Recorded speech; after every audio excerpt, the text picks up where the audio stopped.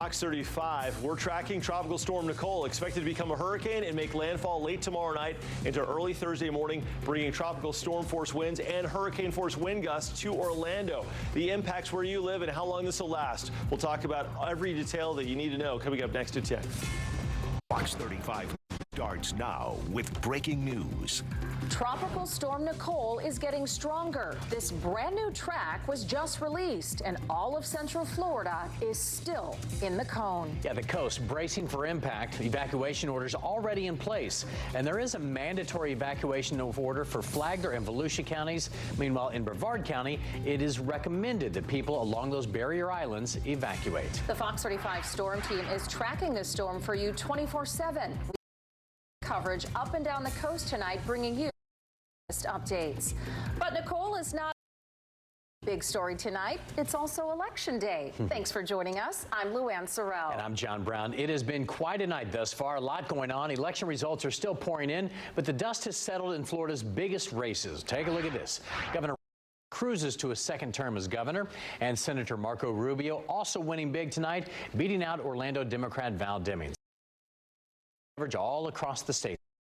The big story tonight is Central Florida bracing for Nicole. Let's get right on over to Fox 35 storm team meteorologist Brooks Garner. All right, Brooks, break down this newest track that came out just really seconds ago. Yeah, Central Florida is still in jeopardy, and there's no escaping this. It's on the way, and I know in Florida, when you hear Cat 1, you think, oh, that's nothing, we'll be okay, and we hope you are, but you've got to understand that this system right now is teetering already on hurricane strength, and even if it does hit as a Cat 1, it's going to be a very strong Category 1 with impacts that may surpass your expectations of a Category 1. Namely, there's going to be a pretty significant storm surge, which could be higher than 5 feet. That combined with astronomically high tides and big waves, we're going to see a lot of coastal flooding and a lot of coastal inundation of some of the low-lying areas there. So check it out. Here's the latest on it. Winds of 70 miles an hour.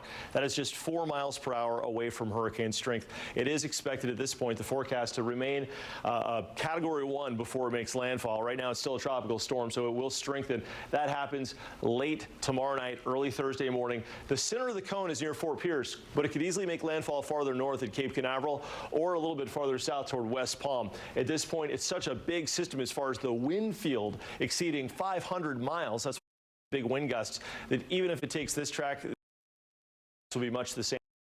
How this will be a particularly impactful Cat 1 as it makes landfall at forward speed of 10 miles an hour. You can tack that onto the wind speeds on the north side of the storm. So if it has winds of, say, 75 miles an hour, a minimal Cat 1, you'll get gusts to 85 miles an hour. That combined with high pressure to the north, creating what's called a pressure gradient, further the wind speeds north of this system, further enhancing how high the water gets on the beaches and along the intercoastal, causing even more flooding.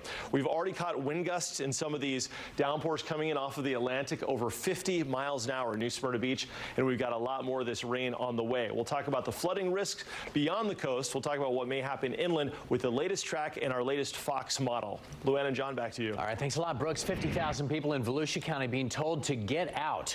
A mandatory evacuation order goes into effect tomorrow. And Fox 35, Stephanie Buffamonte is joining us live tonight from Daytona Beach shores. Stephanie, not everyone is listening to those warnings. That is exactly right. And just to describe the situation out here right now, we are getting to the point in the evening where the wind is actually pushing you. Like Brooks was talking about, ever since it started raining around 8:30, the winds really picked up. You can see it in the water over here, and it's just really windy, rain coming down. That's the situation in Daytona Beach shores right now. This building right here, the Hawaiian Inn, has been deemed unsafe. County officials are worried about some of these buildings actually collapsing. That's why they put this mandatory evacuation order in place starting tomorrow, and things are really going to start ramping up tomorrow night. So they have the evacuation order in place. They also will have a curfew starting at. But like you said, Luann, we have some people who want homes out, and you two came down here to kind of check out the conditions. Why? Just to see the weather. We saw the surf report said it was 9 to 12 feet right now and high tide, so we knew it was going to be bad. You just went through Ian. We're getting ready for Nicole. How are you guys feeling? I know you said you were going to stay home. Yeah, Ian was unprecedented, obviously. Nicole, Hopefully it's going to hit further south. It's a lesser storm. It looks like the winds are going to come from this way. We live on that side of the intercoastal, or on this side of the island, that side of the island. So hopefully, we won't see much. Very good. Well, stay safe, you and your family. Thank you for chatting with us. And just to let you know, we have a graphic. We'll pull it up on our screen right now. These are the locations that will be for the mandatory evacuation order. It will be residents who live east of the Intracoastal Waterway, anyone who is in a mobile home near east of I-95, and anyone who is in a... And this is just to keep you guys safe. The sheriff says they're not going to kick anyone out, but they are suggesting you do this to keep you safe. Reporting live from Daytona Beach Shores, Stephanie Buffmonte, Fox 35 News. Thanks a lot, Steph. And mandatory evacuations also being ordered in Flagler County. And Fox 35's Valerie Boy is live in that county. So, Val, the storm is putting a lot of the coastal homes at risk tonight. That's right. In fact, right now I am at Surfside Estates where residents are preparing for Nicole. You could see the sandbags here right by this door. And here at this house, well, take a look up here. There's a tarp on the entire roof. It blew off during Hurricane Ian. In fact, residents say they had damage during Ian, and that's why they're going to take any chances with Nicole. They say they're going to evacuate. We're going to head inland and find a safe place to be.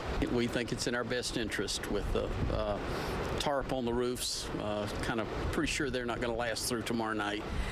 Because I've been through many hurricanes here, and I know that we get a lot of storm surge, a lot of water flooding from the river and the ocean. And here you can see a resident has placed down their furniture so it doesn't blow away. Now, the mandatory evacuation takes place tomorrow. Residents in Zone A and low-lying areas such as this mobile home park are told to evacuate. However, even though it's a mandatory evacuation, well, they say they can't throw anybody out of their homes. Live in Beverly Beach, Valerie Boy, Fox 35 News. Thanks, Valerie. Also, several school districts are closing because of Nicole. Here's the list at this point. We have Brevard, Seminole, and Volusia counties are going to be closed tomorrow through Friday. Lake and Orange counties are closed tomorrow and Friday. Osceola and Flagler counties also ending classes early tomorrow and will be closed for the rest of the week. And we have a full list of the closings posted for you on our website, fox35orlando.com. And we have more team coverage ahead in Brevard County. We take a look at why a lot of people who live on the barrier islands are refusing to leave. That's coming up in the next 10 minutes. You decide 2022. It only took about an hour after the polls closed here in Florida for Fox to project Governor Ron DeSantis as the winner, beating challenger Charlie Crist. This won big. We're talking nearly 60% of the vote. Yeah, that surprised a lot of people that it was that big of a margin. And Fox 35's Deborah Cho is at the governor's party in Tampa. Governor Ron DeSantis will remain as the state's governor for another term. He just wrapped up speaking with supporters here at the Tampa Convention Center as they waited hours for him to come out on stage. First thing he did was he thanked everyone that was here. Overwhelming support from his supporters, specifically calling out Miami-Dade County and also Palm Beach County for what he says made history. Now, as far as some of the things he talked about, he really centered in on the fact that Florida really set an example for the nation on how to lead a state. The governor also touched on his many talking points that he's been saying over his tour about his response to COVID-19, his take on law and order, and allowing parents to have a say in their child's education. It's clearly apparent that this election, we will have garnered a significant number of votes from people who may not have voted for me 4 years ago. And I just want to let you know, I am honored to have earned your trust and your support over these 4 years. Now, I did have a chance to speak with some of DeSantis' supporters tonight, telling me that they were very excited for what happened here, not only for the governor, but also for Senator Marco Rubio. The governor ending his speech here tonight at the Tampa Tampa Convention Center by saying that he will not stop fighting for Floridians. Reporting here in Tampa, Deborah Cho, Fox 35 News.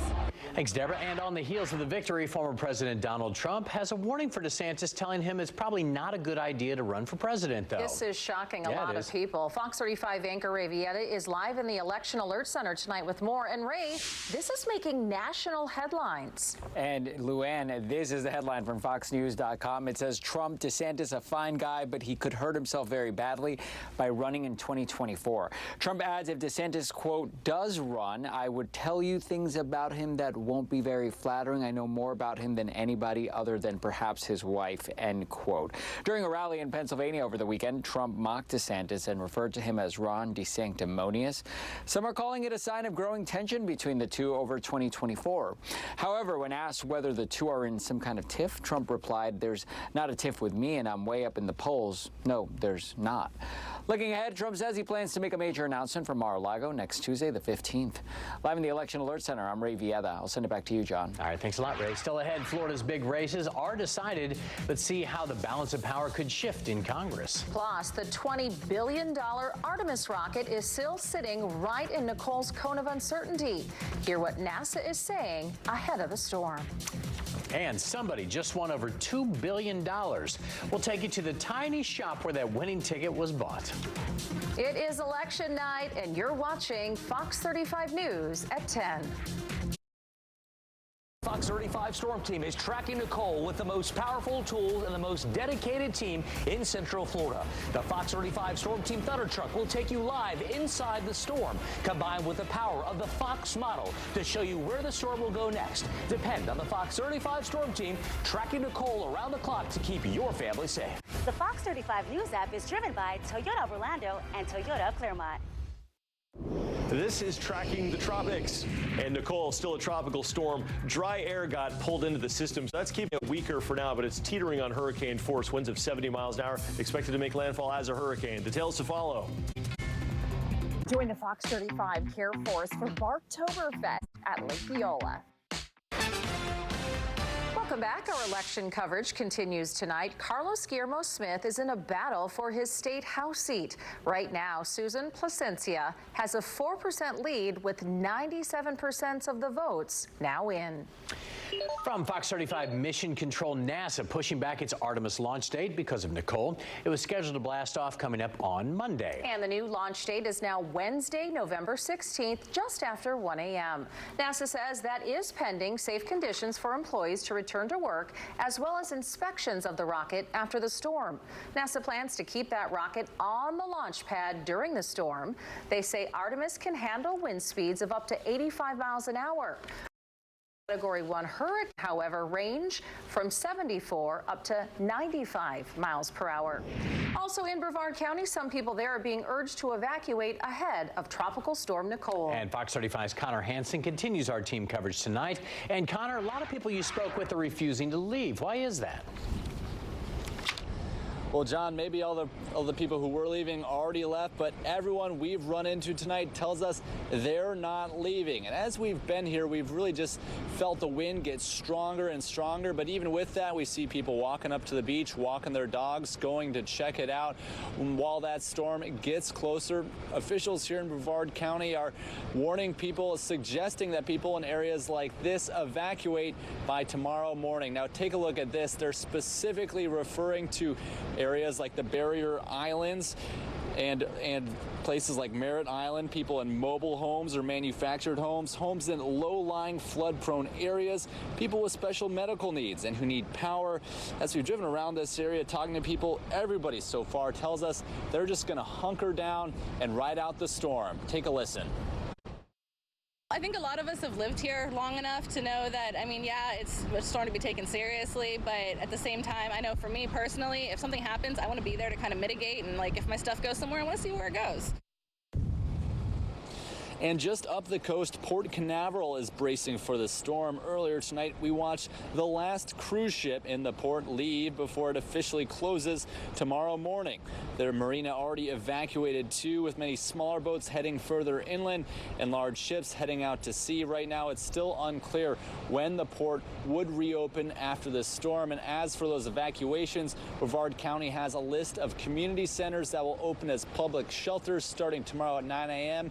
We have a list of all those on our website, fox35orlando.com. Reporting live in Cape Canaveral, Connor Hansen, Fox 35 News. Connor, thank you. Fox 35 Storm Team meteorologist Brooks Garner and Ian Cassette join us now. All right, so what's the latest on the storm tonight, guys? Well, we're just getting the latest information right now, and Ian and I have been looking at the progress as far as the strengthening of this thing. We've got dry air being pulled into the storm, and Ian, we've seen that sort of not just take the carpet out from underneath it, but at least it's slowed the intensity. Yeah, it has, and that's been something that's battling this. It's got the dry air, and that's always difficult, and also a little bit of wind shear. Yeah, so let's talk about it. Here's the latest. It's got winds of 70, so it has strengthened, but slower than it otherwise would have. You can see in the last few frames the drier air being pulled in. There's also a little bit of southwest wind shear it's going to encounter, so that should slow any kind of major intensifying. However, there are some suggestions that as it makes its way toward the coast, it may have a brief window to intensify, so we're going to have to watch out for a stronger Cat 1. At the very least, it does look like it'll be a Cat 1 as it makes landfall late tomorrow night, early Thursday morning on the Treasure Coast. That's the center of the cone. However, it could easily make landfall right along Cape Canaveral up in Brevard County. That's certainly possible. This center line isn't the forecast, it's just the geographical center of the cone. The center, the cone extends all the way down to Fort Lauderdale, so it's a pretty good swath, but at least it's more narrow tonight. And by 7 o'clock on Thursday morning, the center of circulation could be as far inland as Kissimmee and then working northward toward the Nature Coast during the afternoon. So this is going to be a quick hitting system, a quick hitting hurricane where the core of the action happens Thursday early morning and for the most part is out of here by lunchtime on Thursday. But the spaghetti models are in and they all agree we've got a pretty much direct here across central Florida. As far as hurricane force winds go, you see the bright red. This would indicate the possibility of hurricane force gusts as far inland as Orlando and Sanford with tropical storm force winds as you get a little bit farther northwest as the system weakens. But right now we're already seeing some wind out there. Here's a look at the wind gusts over the last hour, about 26 miles per hour in Daytona, 40 miles per hour over there at Cedar Key in the Levy County area. Inside of any of these rain squalls coming in from the ocean, we're catching some big gusts, some 500 miles from the center of Tropical Storm Nicole. Our exclusive Fox model takes the center of this into Port St. Lucie or into Indian River County about 2 a.m. Thursday morning, pushing winds that will gust on the regular between 60 and 70 miles an hour, but we could see hurricane force wind gusts on the beaches late Wednesday night into Thursday morning, where then the threat for the heaviest gusts moves inland toward Orlando and into Sanford and Ocala, even though the center will be here around Pasco County in the Tampa Bay region. So like I said, we'll have about 6 to 8 hours of some very strong winds, certainly enough to knock out power. And we've already seen from these brief downpours some pretty good gusts. Ian Cassette, meteorologist Ian Cassette joining me now. Ian, what are you seeing right now on our radar? Still plenty more of those showers that are very gusty. We've had those strong winds up to 40, 50 mile per hour wind gusts so far today, and we're still seeing that onshore flow that we've had all day coming from that northeast. And right now, the heaviest rain is in parts of Volusia County with even some stronger wind gusts of 44 miles per hour. That was reported in New Smyrna Beach earlier on today. And look at the heavy rain. These are tropical downpours, and all of this it's moving quickly. It's not sitting for too long, but it's moving along pretty quickly and is moving to the southwest. But anyone that gets rain, it's adding up. We've already had some totals of an inch or more in isolation. And we are going to likely see plenty more rain when we have a tropical system. So what we are watching for, our Fox model showing how much rain we could see, is we may pick up an additional 4 to 5 inches of rain, and that could lead to flooding. Is it to the level of Ian? Probably not. But because of Ian and how much rain it dropped, we are still recovering, and that could lead to more flooding with flood watches in effect that continues through Thursday. Ian, thank you very much. Yeah, in the 7-day forecast, both tomorrow and Thursday, our Fox 35 storm alert short days, although we're going to see most of it, the core of this, coming through Thursday morning between roughly 4 a.m. and about noon. After that, it's smooth sailing, but we've got a rocky couple of days ahead. John and Luann, back to you. All right, thanks, Brooks. We're still ahead. Florida's emergency manager says there's a 50-50 shot that some buildings could collapse into the ocean. Why he says so many high-rises are so shaky right now. Plus, Orlando's Val Demings fell short of unseating Marco Rubio in the U.S. Senate race. We're going to hear from the former Orlando police chief coming up next. Trust the power and experience of the Fox 35 Storm Team and Fox Weather. Tracking the tropics, brought to you by AQA Air Quality Assessors. Daniel Webster will continue representing Central Florida in the U.S. House of Representatives. He held on to a seat in the 11th District after a contested primary. And Val Demings fell short of unseating Marco Rubio in the Senate race. Fox 35's Melissa Goldsmith spent the day with the Demings camp and has more from her watch party tonight. The Demings watch party has just about cleared out since Senator Marco Rubio has taken the Senate seat. But before it did, Congresswoman Val Demings took the time to thank her family and her supporters. In her concession speech, she said things didn't quite turn out how she hoped, but that's okay. It's been a long 17 months of campaigning, but she said it was well worth the fight. Now that this midterm election is behind us, that we can come together and lay our political differences aside and find that common ground, because the people in Florida and the people all over this nation deserve that. So what's next for Val Demings? Well, she said she will be going to Disney World, but after that, she made it very clear that the fight is not yet over. In the coming years, to see more of her, she just did not specify what capacity. Reporting in Orlando, Marlisa Goldsmith, Fox 35 News. Still ahead, Marco Rubio will continue to represent Florida in the U.S. Senate.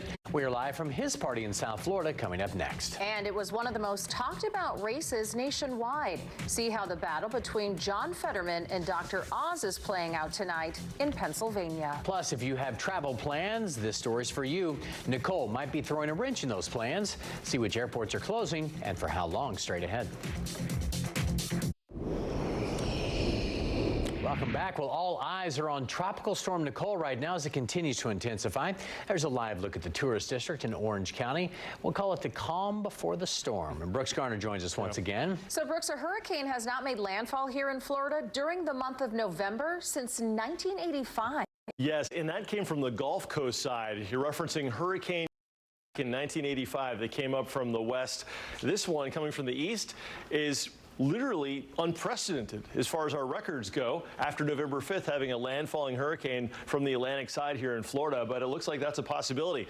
The latest on this, it is a strong tropical storm with winds of 70 miles an hour. It's only 4 miles per hour away from being called Hurricane Nicole, and that could happen as soon as overnight or maybe tomorrow morning. But a couple limiting factors, one being some dry air that's been pulled into the circulation, and also a little bit of wind shear coming out of the southwest, the upper levels of the atmosphere that could kind of try and tip this thing over before it gets too strong too fast. But there are a couple factors working against any kind of a let your guard down situation, and that is that we've got a very strong gradient of pressure. We've got a northeast wind coming in from a big ridge of high pressure off of the mid-Atlantic, and with the approach of a Cat 1 hurricane, which is expected to make landfall tomorrow night into early Thursday morning, that combined with that northeast gradient means that the winds, which at landfall might be about 75, 80 miles an hour, could be amped up locally closer to 80 or 85 miles per hour in wind gusts. And then you have to account for the forward speed, which will be doing about 10 knots, and you can then tack that onto the max wind gusts. So it's conceivable of the center, wherever that goes, whether it makes landfall on Cape Canaveral, which is possible, or it makes landfall in the center of the cone, which is currently over Fort Pierce, or even farther south, we're going to catch wind gusts north of that circulation that could approach 90 miles an hour. That will produce some issues and also enhance the already elevated storm surge of 5 feet, combined with the astronomically high tides, resulting in a likelihood of coastal inundation. That's why there are storm surge warnings. The spaghetti models are out, and they are trending north, taking it right into Orlando. That would tend to up the ante as far as our impacts go, with hurricane force winds and gusts as far west inland as Orlando and Seminole County, not just along the coastline. Now, there could be a brief period where hurricane force winds are steady on the coastline. Right now, we're seeing winds about 25 to 30 miles per hour on gusts, so no hurricane force winds, but that's because this isn't even near us. It's 500 miles away, and it's a we are seeing, but it's going to make a landfall, it looks like, early Thursday morning, somewhere south of our region, a direct hit up I-4, if you will, toward coming up here. We're going to talk about acts from this unprecedented event. You know, Luann, I wouldn't let guard down. I know it's just a Cat 1, but based on the track of this thing, based on its direction and where it's coming from, the impacts could be a lot greater than you may think. We need to stay vigilant. Brooks, thanks for the heads up. Well, in Volusia County, Florida's Director of Emergency Management is doubling down, saying some buildings there could collapse and fall into the ocean. He says beach erosion from Hurricane Ian is making some buildings unstable. We do anticipate having structures that have about a 50% chance of falling into the ocean and onto the banks, and that has already also been solidified by local officials. He says a lot of erosion damage has not been fixed yet around Daytona Beach shores. Orlando International Airport will close tomorrow afternoon at 4 because of the storm. Orlando Sanford Airport will also close at 4. Melbourne's airport will shut down at 2 p.m. And Daytona Beach's airport is closing at 12:30 p.m. Some attractions are also closing. Here's the list so far. SeaWorld's Aquatica and Universal's Volcano Bay water parks will be closed tomorrow. The Brevard Zoo will close Wednesday and Thursday, and the Central Florida Zoo in Sanford is closing Wednesday, Thursday, and Friday. Well, time is running out if you still need to get prepared. In Orange County, if you still need sandbags, you need to go tomorrow morning to get them. You must show proof of residency, and then you'll be able to pick up 10 sandbags. The locations open up tomorrow morning at 8 a.m., and then they're going to stay open until 5:30 or until supplies last. And we have a full list of sandbag locations on our website. Just head on over to fox35orlando.com. The story is posted right on our homepage. You can also find it on the Fox 35 News app. You decide 2022 in Florida's big Senate race. Senator Marco Rubio has beat Val Demings. You see it right there. Rubio winning 58% to 41% with 94% of the votes now counted. And Fox 35's Marie Ettinger is live for us in Miami tonight, where Senator celebrating. Are they still getting their party on, Marie?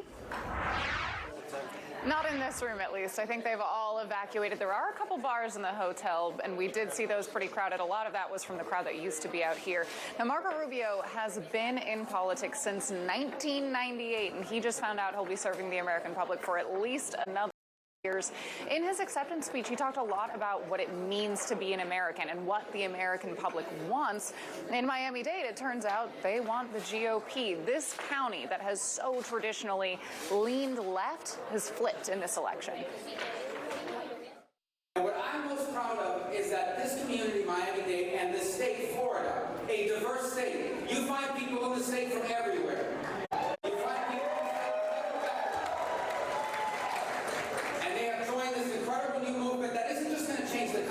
It's going to change the Republican Party. After tonight, the Republican Party will never be the same, and that's a great thing for America and a great thing for Results, of course, are still coming in, but Rubio said tonight he hopes to wake up in the morning to a Republican-held Senate and House. Live in Miami, Marie Ettinger, Fox 35 News. Marie, thank you. And here is a look at some of the other races for Florida's House seats. Democrat Darren Soto wins District 9. Republican Corey Mills wins District 7. And Republican Jason Broder wins District 10. Well, in addition to the election numbers tonight, we are also bringing you expert analysis from both sides of the aisle. And John, you're sitting with our power panel tonight. Yeah, they've been nice enough to hang out all night long, even with the tropical storm on the way. So again, thanks, guys. So I'm joined once again by our political insiders. We have Democratic strategist Carol Cox and former Republican Congressman Rick Carroll. So I think we have a map here, first of all, to kind of set the stage for what happened in Florida tonight. We already know the Governor Ron DeSantis won statewide, but it wasn't even really close. We'll get that map up here in just a second. Rick, I'll start with you. What are your thoughts on really, I mean, red wave happened in Florida, maybe not elsewhere, but here in Florida for sure. Florida was the crest of the red wave. You know, we had a huge win with DeSantis, a huge win with Rubio, and they delivered 4 of the 5 seats you need to take over the House. And so that's a big deal. It pretty much guarantees that there's going to be a flip in control of the House of Representatives. I want to go back to that map very quickly, guys, if you can pull it back up, because that is how the counties broke broke for the governor here. And look at that, only 5 counties. You had the one, you got Orange County, of course, Alachua County, a couple in the Panhandle. Carol, this just shows how dominating the performance was by the governor tonight. Yes, DeSantis did much better than he did 4 years ago. Miami-Dade, Orange, even Osceola County. And it goes to show that the Democrats, what they take for granted demographic-wise, is shifting, and they're going to have to make sure that they are on point with their messaging come in 2024. You pointed out earlier tonight that 2 things you were looking at was the turnout in Orange County and also down in Miami-Dade. What stuck out for you about that? Yeah, well, one thing is that definitely much more of the Republican votes went to DeSantis and Rubio in both of those counties compared to 2 years ago, much less 4 years ago. But also, interestingly, turnout overall was lower this midterm, about 10% as people coming out to the polls, than in 2018. Democrats in 2018 were much more energized overall. Voters were even. All right, Rick, before we get to your next question, it was pointed out earlier tonight, Charlie Crist, now the first person in Florida history to lose a statewide race as a Republican Democrat. So he goes down in the history books anyway. So we'll see where he goes from here. He's in the arena. He's in the arena. He's trying. Yeah. So your thoughts with all of this, how it turned out here. It says exit polling and the economy, or exit polling shows the economy and crime were the 2 big motivators. That pretty goes along line with what you were thinking too, right? Yeah, I think there are 2 big issues. Number one, you have 90% of the time the party controls the White House, loses seats in the House. Most importantly, you had issues. Republicans were talking about inflation and the economy, and Democrats went all in on abortion. They're certainly sincere about it, that wasn't top of mind for the independent voters. 2 out of 3 independent voters said they wanted inflation and they wanted the economy addressed. All right, so just a couple of seconds left here. Big takeaways from tonight. What do you have? I'm holding on to hope that the red wave has not crested across the country as much as Democrats had feared. All right, Rick, last thoughts? I think the big takeaway is talk about what's important to voters. The economy was the #1 issue. Republicans were talking about it, and they were able to take advantage of it. That might be the lesson. Once again, we have our Democratic strategist, Carol Cox, and former Republican Congressman Rick Keller. Guys, thanks so much for hanging out with us tonight with everything going on. We appreciate you guys this evening. Thanks, John. All right, Lou, back into you. All right, thanks, guys. Orange County's proposed penny transportation tax did not pass. That was the sales tax that would fund transportation projects in that county. Mayor Jerry Demings commented on the measure's failure, saying, quote, "My friends, I am sad to report that the 1 penny sales surtax for transportation did not garner enough votes for passage. Despite this outcome, Orange County is and will always be a great place to live, work, and play." Coming up next for you tonight, polls are closing all across the country right now. See what the results mean for the balance of power in Congress.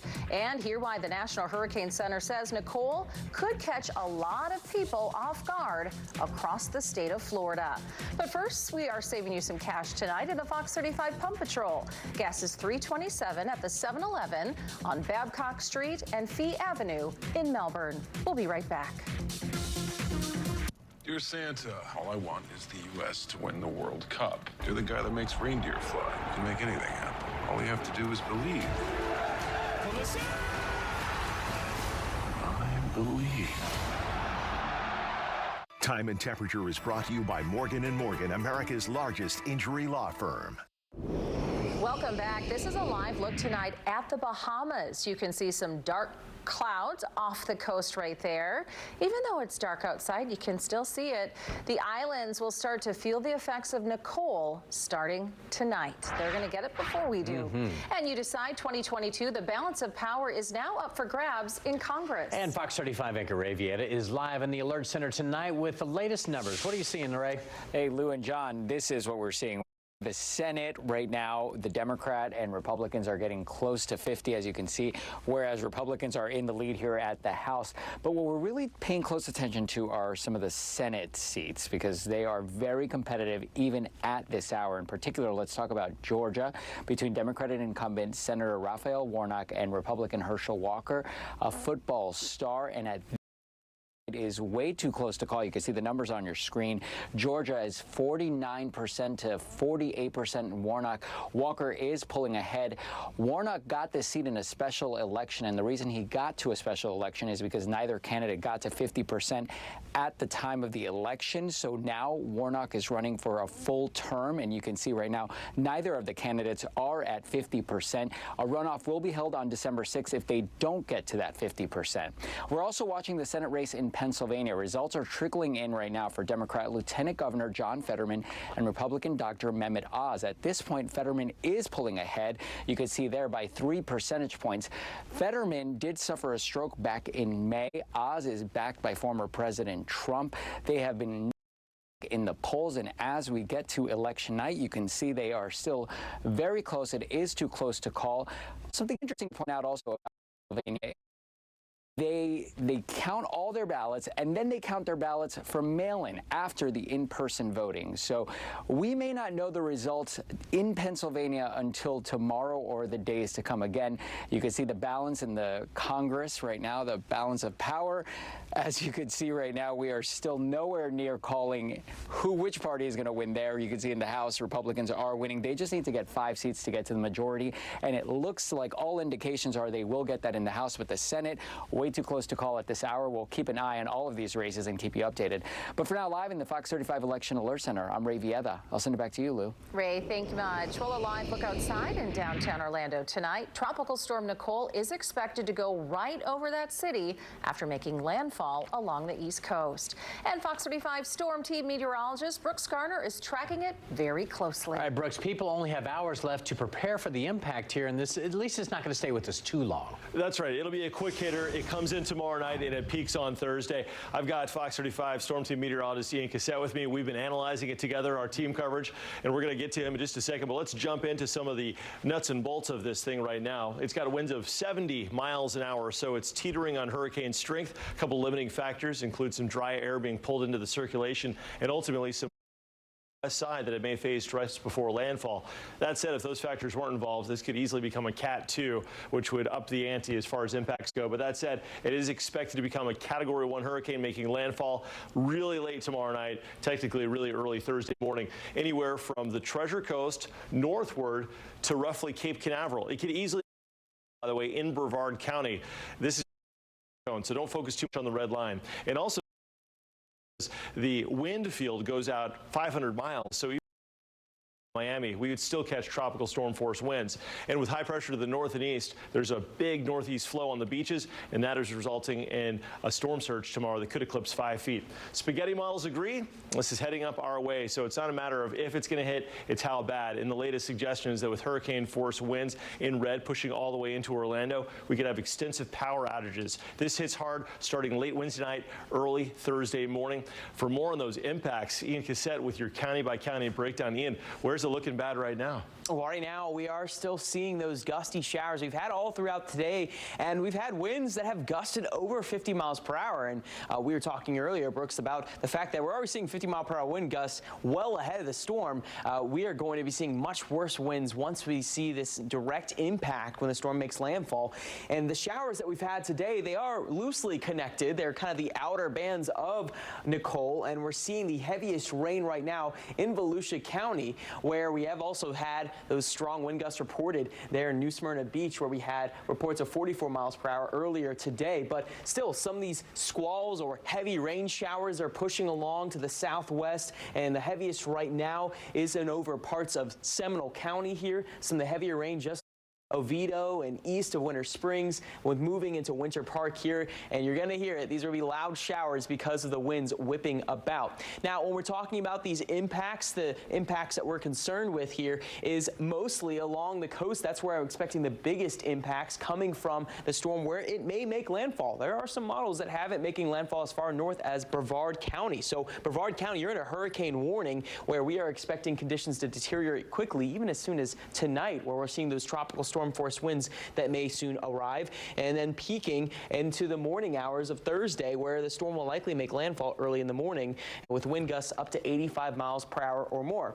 Now, We are expecting winds to still be pretty strong, maybe not as strong as the coast, but in Orange County, you can expect some tropical storm force wind gusts, maybe even hurricane force wind gusts if it does maintain that strength, depending on the landfall.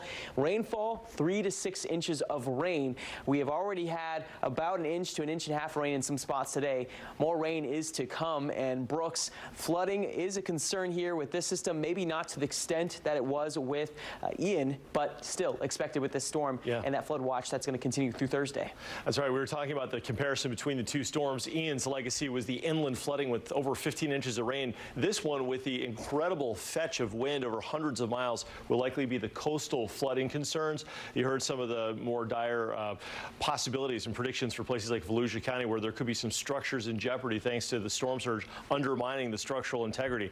Well, our Fox model, you can only see this on Fox 35. This is hot off the press, brand new model run, brings this then Hurricane Nicole into the Bahamas tomorrow afternoon, bringing hurricane force conditions up through places like Freeport, and then ultimately making a landfall potentially in a place like Port St. Lucie, but maybe even up toward the Palm Bay area, and then bringing hurricane force wind gusts to Orlando at times before this all gets out of here. Both tomorrow and Thursday are Fox 35 storm alert days, but Thursday by far will be the core day for all the action. In the morning, it'll be in and out by the afternoon.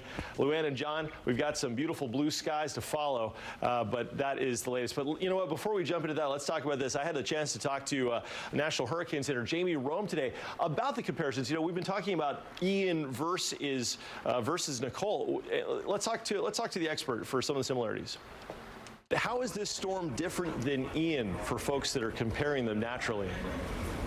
That's a great question.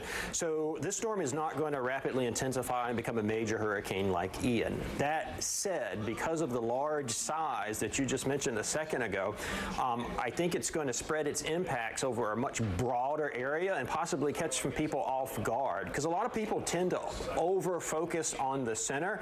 In this case, look just how large the circulation is with this system.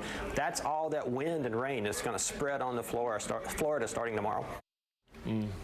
Yeah, so he had an insight there to compare. Each storm is unique, and this is just one not to sort of act like it's not a big deal because it's just a Cat 1. It can have a lot of implications, especially on the coast. Good thing is that this one's going to move through a lot quicker than Ian did too, right? Limiting the rainfall totals, that's good. Yeah, great news. Thank you, sir.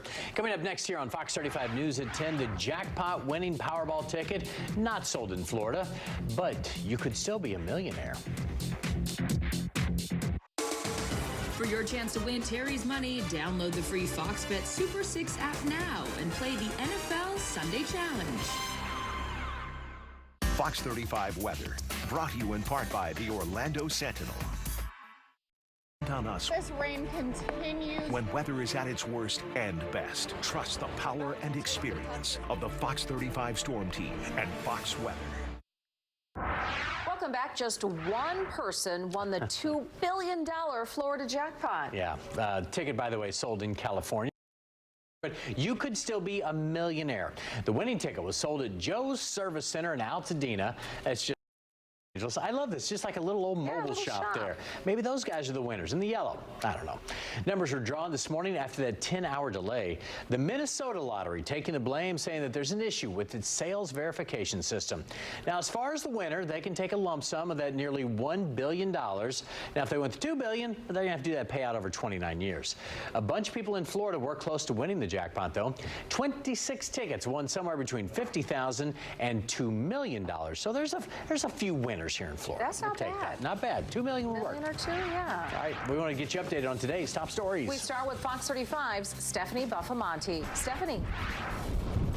Wind gusts up to 50 miles per hour right now here in Daytona Beach Shores. I can feel it pushing us right now. We'll have an update on the conditions out here coming up. And officials here in Brevard County are suggesting people on the coast evacuate starting tomorrow. But everyone we've talked to says they're staying. Hear from them coming up in a few minutes. Yeah, one remarkable thing about this system is that it has such a big field of wind extending some 500 to 600 miles out from the center of circulation. This is expected to make landfall late tomorrow night as a Cat 1 hurricane and bring direct impacts here to Orlando and Central Florida. I'll show you the latest impacts hour by hour, county by county, coming up.